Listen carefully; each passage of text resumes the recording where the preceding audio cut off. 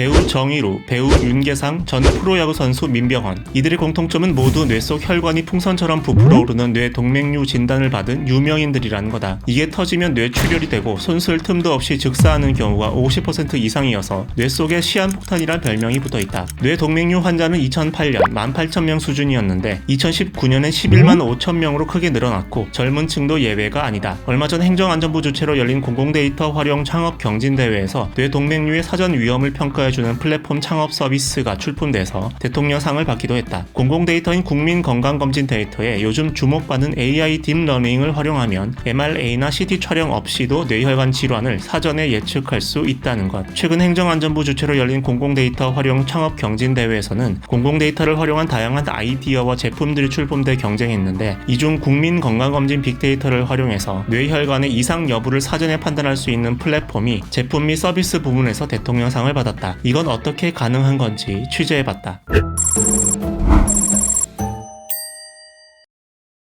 공공데이터가 디지털 기술과 결합하는 사례는 우리 주변에서도 쉽게 찾아볼 수 있는데 드론 배송 기술이 대표적이다. 2D 공간의 도로명 주소를 3D 공간의 디지털 주소 데이터로 변환시켜서 건물 옥상이나 버스 정류장 등 개별 공간 각각에도 주소를 부여해주면 드론으로도 물건을 배송할 수 있고 상용화 절차가 이미 진행되고 있다. 국가 차원의 거대한 데이터를 쓰기 때문에 보다 혁신적인 서비스가 가능해진 셈인데 의료 영역에서도 민간 병원 차원에서 다루기 어려웠던 빅데이터 활용 문제를 해결할 수 있다. 이번 행안부 주최 창업 경진대회에 출품된 뇌동맥류 위험평가 서비스도 공공데이터를 의료 영역에 성공적으로 접목한 사례다. 공공데이터 활용 창업 경진대회 대통령상을 수상한 김태균 대표는 대형 병원의 신경외과 전문의 출신인데 의사 시절부터 사전 위험들을 알기 어려운 뇌동맥류 역학 조사를 위해서 건강검진 빅데이터와 AI에 관심을 가졌다고 한다. 위험도가 높은 중증 질환이고 환자 수는 점점 늘고 있지만 영상 검사를 통해서만 정확하게 짚어낼 수 있는 질환. 그런데 검사 비용이 비싸서 진입 장벽이 높은 질환이라는 걸 해결하기 위해서는 국가 차원의 의료 데이터와 AI 기술의 결합이 필수적이라고 본 거였다.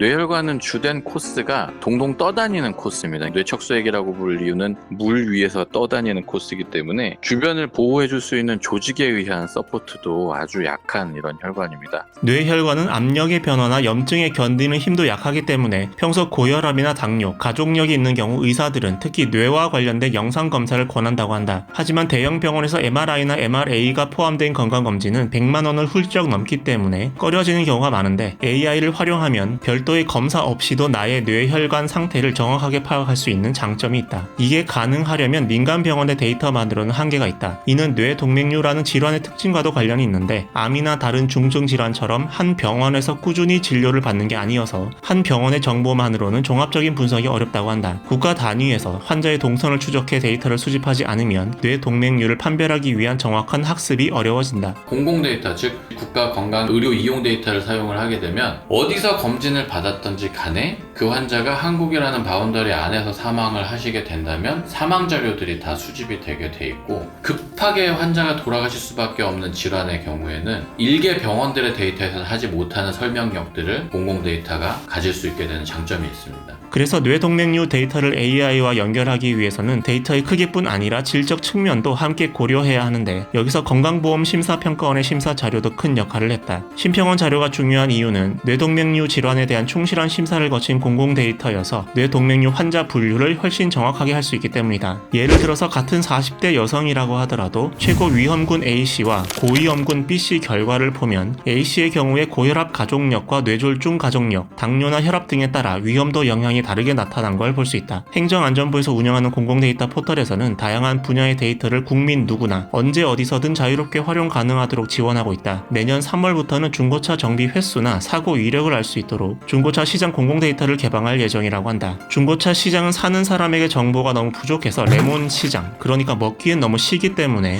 과일 자체로는 불량품인 레몬처럼 우량품은 줄고 불량품은 넘쳐나는 시장으로 평가되기 때문에 공공데이터를 개방하면 중고차 거래할 때 주행 거리를 조작하거나 사고 기록을 숨기는 관행들이 훨씬 줄어들 수 있을 거다. 전국 곳곳의 주소를 사물 단계까지 디지털화해서 드론 배송이나 자율주행 같은 혁신적인 기술이 등장할 수 있었던 것처럼 공공데이터를 의료 영역에도 적용하면 미래에는 보다 많은 사람들이 오래도록 건강한 삶을 누릴 수 있지 않을까?